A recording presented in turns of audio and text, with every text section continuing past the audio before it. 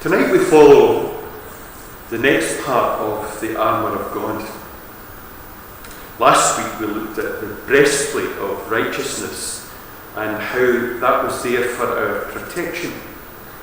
And tonight we're going to look at the shoes that speak of peace and the gospel of peace, but also there for our protection and our projection as well.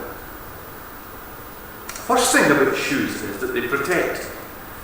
And we need to have our hearts and our minds protected. If we're going to be in any way viable disciples of Jesus Christ, then we have to know that we are also protected by Him.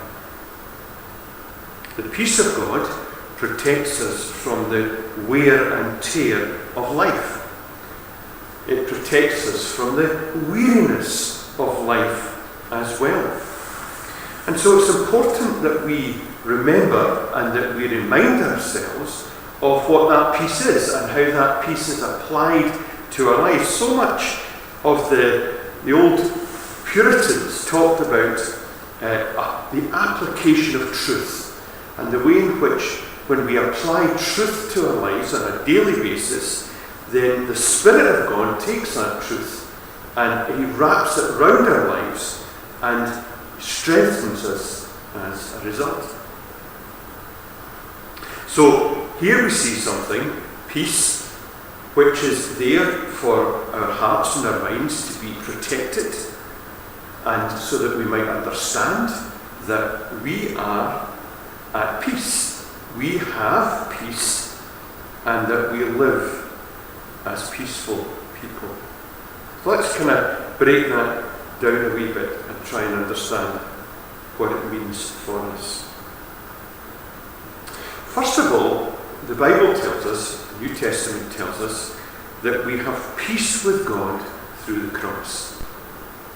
So we come back to the cross again, as we did with the righteousness of God being met with Christ on the cross. We come back to that cross again tonight, and we understand that through the blood of Christ, through the sacrifice of Christ, we have peace through the cross. Now it's important that we understand what that says. We have peace through the cross. We may not always feel peace, and our conscience may accuse us so very often of not being people who are good necessarily. But the truth is that Christ died once and for all time. And in His death, once and for all time, everything that He achieved was absolute. And so, through His cross, through His sacrifice, we now have peace with God. We may not feel at peace with God, but as far as God is concerned, if we go to the other party, if we go to the other side, we have peace through the cross. So it's essential for us on a constant basis to remind ourselves of that. It's essential for us on a constant basis to go to the cross. This is not something that Christians are very good at, and it's certainly not Christians in our generation are not very good at that. But it's essential that we go to the cross on a regular basis and think through what it means for us. One of the things that we have kind of lost as an art is meditation. And being able to sit and think and reflect.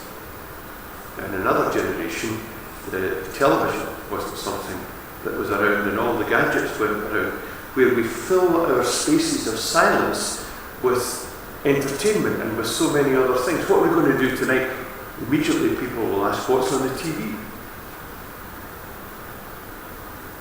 And so that cultivating a place and a time where we can stop and think and meditate is fundamental.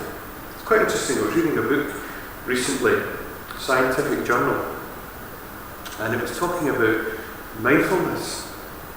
and the positive effect that mindfulness, when applied, has on our body,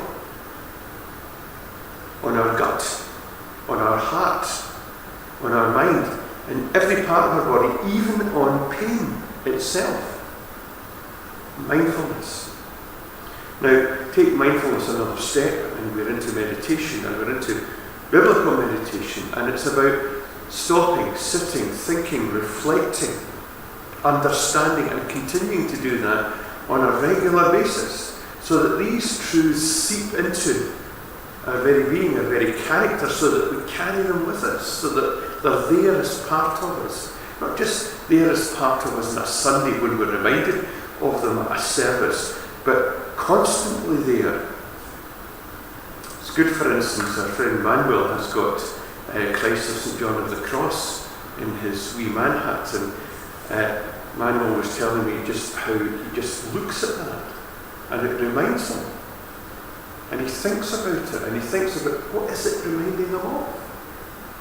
Jesus died for my sins. Jesus died to make me right with God. Jesus died to bring peace between me and God.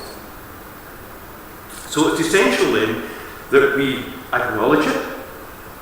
This is true.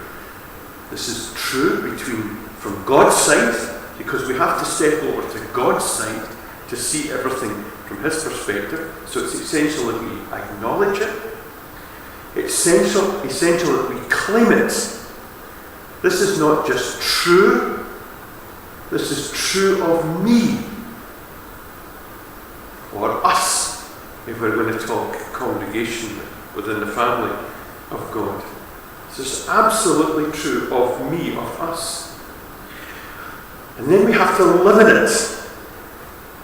We have to live it through our lives, so that it's not just something that affects us when we're in that moment of thought and meditation, but something that predominates in the way that we live our lives and how we live our lives with other people. Meditate, absorb, claim, live. Meditate, absorb, claim, live. We have peace with God through the cross. Now let's move to modern psychology for a few moments as well, because modern psychology would want to take us down another road, or a similar road perhaps, where it would ask us to be at peace with ourselves. And you and I know about the inner turmoil that can be there within us. And that means, I think what they're trying to suggest there is that we have to be at peace with our circumstances. Things are as they are, and that we have to live in acceptance of that. So we have to be at peace with our circumstances.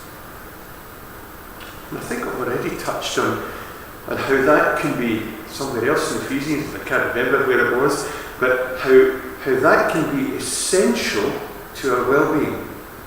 Because where we are at different stages in our life can be very, very different. I'll tell you what I mean by that. I'm reading a book that I think I've mentioned it before, where Derek Prince, who's in his late 80s, is writing about older people and how older people to try to live their lives. And he does it in 26 different small chapters.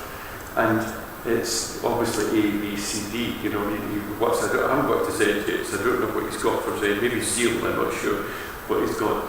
But one of the points that he made was learning to accept and live with change and changing circumstances that advancing years brings to your life. And if you live in frustration, you're not going to have any peace. If you're living in the past, you're not going to have any peace. But if you're living in the present tense, accepting what your current circumstances are, and then asking God, well, how can I make the best of this? then we're living in peace. Learning to live with our limitations, because I don't think there's a single human being living who doesn't have limitations. I was watching a programme about the Holocaust last night, and I was listening to these for an hour and a half, listening to survivors of the Holocaust speaking. And one of the great limitations is, how can I understand God in this? How can I understand God right across the vista of my own life, right across the vista of life in general, and where humility demands that I have to live within the limitations of my understanding. I have to be able to say, I trust God, and I just don't know.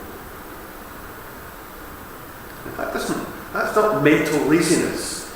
That's when you're trying to work something through, and then you reach that point where you say, I've arrived at my limitations. I cannot feel my way beyond that.